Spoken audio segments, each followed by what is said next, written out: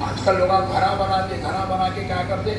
گھر بنانے کی دعوت کرتے، پورے خاندان کو، پورے قبیلے کو، محلے والوں کو بلا کے تو بھائی رہ جا ڈال کے بتا دے ایسا بنا، یہ ایسا بنا، دروازہ ایسا لگا، کھڑکی ایسا لگا، گیٹ ایسا لگا، ایکوموڈیشن، ویری گڈ۔ انسان نظر لگاتا، انسان کیا کرتا؟ زور سے بولو، نظر لگاتا، نظر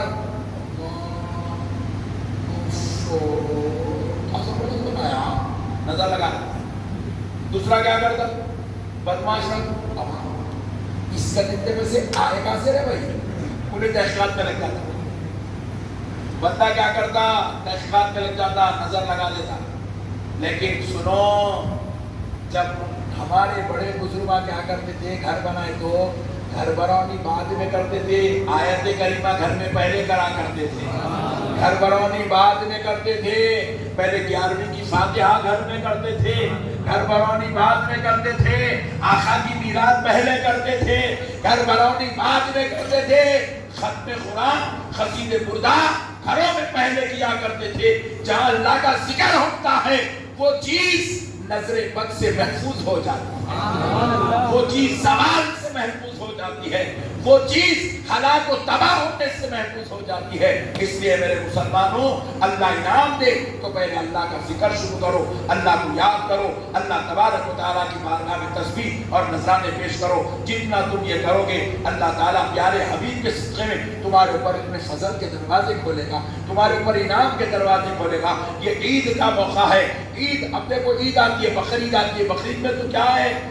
9 کی تاریخ سے، چاند کی 9 تاریخ سے لے کر آپ کو 13 تاریخ تک روزانہ ہر نماز کے بعد ایام تشریق اس کو کہا جاتا ہے، اللہ کا ذکر کرتے رہنا ہے۔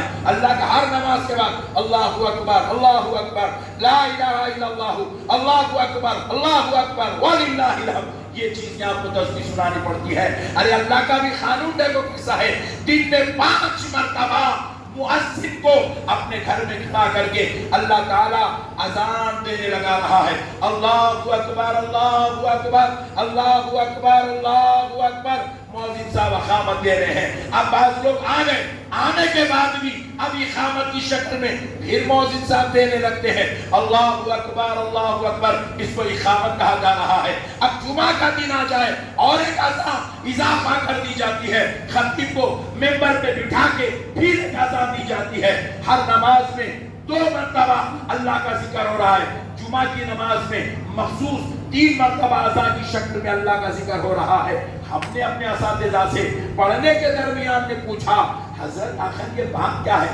جب پوری دنیا کے پاس گھڑی ہے، سنیے، جب پوری دنیا کے پاس گھڑی ہے، سب کو نماز کا ٹائم معلوم ہے، سب کو نماز کا ٹائم معلوم ہے، 1:30 بجے مسجد میں جماعت ہے، سب نماز کا ٹائم معلوم ہے، 5:30 بجے عصر کی جماعت ہے، 8:30 بجے عشاء کی جماعت ہے، سب کو ٹائم معلوم ہے، پھر یہ بار بار اذان دن میں 5 مرتبہ کیوں دی جاتی ہے؟ ہمارے استاد بڑے صوفی اللہ والے تھے، فرمائے مسکرا کے بولے میاں جہاں تک اللہ کے ذکر کی آواز پھیلتی ہے وہاں تک بلائیں ختم ہو جاتی ہے۔ اللہ نے صرف نماز نہیں پڑھایا، نماز تو مولا بعد میں پڑھاتا ہے، اپنا ذکر کرا کے محلے والوں سے بلاؤں آفتوں کو پہلے دور بھگا دیتا ہے۔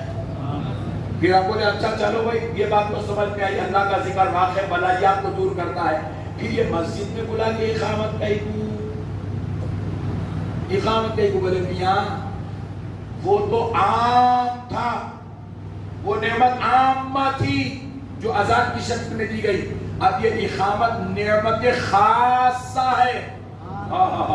نعمت خاصہ ہے کیا؟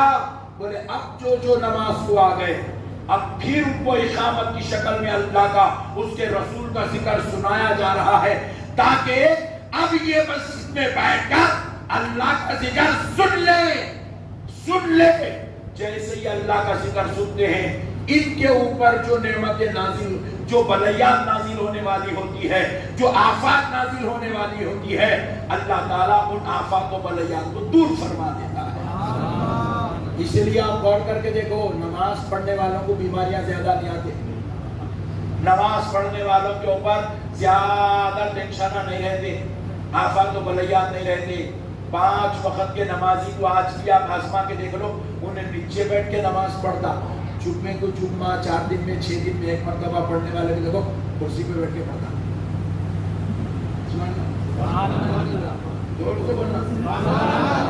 حالانکہ انہیں دبلا پتلا رہتا، ارے کیا ہو گیا دبلا پتلا، کرسی پہ بیٹھ گیا 38 سال کی عمر میں، ہاں صاحب میری عمر میں کیا پاگا لوگ عمر بات سمجھ رہے ہیں آپ؟ ہاں صاحب میں جا رہا تھا گاڑی سے ایکسیڈنٹ ہوگا، میری ریڑھ کی ہڈی میں پرابلم آ گیا، میرے گھٹنے میں پرابلم آ گیا، ایسے ٹھنڈے والا کرتا ہے۔ لیکن آپ 5 وقت کے نمازی کو جب انہوں بھی گاڑی میں پھر رہا، انہیں بھی کار میں پھر رہا، انہیں بھی سائیکل پہ پھر رہا، وہ بیچارے کو کوئی کچھ ہو رہا ہی نہیں، کیوں نہیں ہو رہا؟ یہ ذکر خدا اس کی بلیات کو بھگا دیتا ہے، اس کی بلیات کو بھگا دیتا ہے۔ اب پھر جمعہ میں تیسری اذان کیوں؟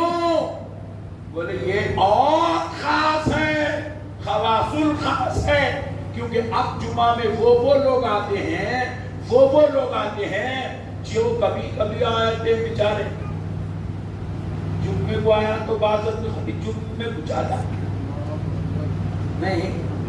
اللہ تعالیٰ چاہتا ہے تو بھی میرے دربار سے محروم نہ جانا۔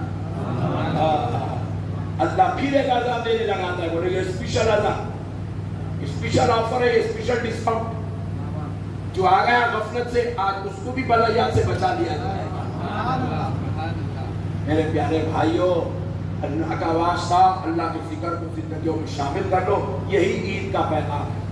اسی لیے اللہ کہہ رہا ہے رستوں سے جاؤ تو اللہ کا ذکر کر دے، اور حکم شریعت کیا ہے؟ ایک رستے سے عیدگاہ کو جانا، دوسرے رستے سے واپس آنا، اس رستے سے گئے تو بھی ذکر کرتے ہوئے جانا، اس رستے سے آئے تو بھی ذکر کرتے آنا۔ بس یہ حکمت بتا کے بات ختم کر دیتا ہوں۔ ارے بھائی یہ کیا بات ہے بھائی، پہلے ایک رستے سے جاؤ دوسرے رستے سے آؤ، یہ ایک حکم، پھر ادھر بھی ذکر کرتے ہوئے جاؤ ادھر سے بھی ذکر کرتے ہوئے آؤ، یہ کیا بات ہے؟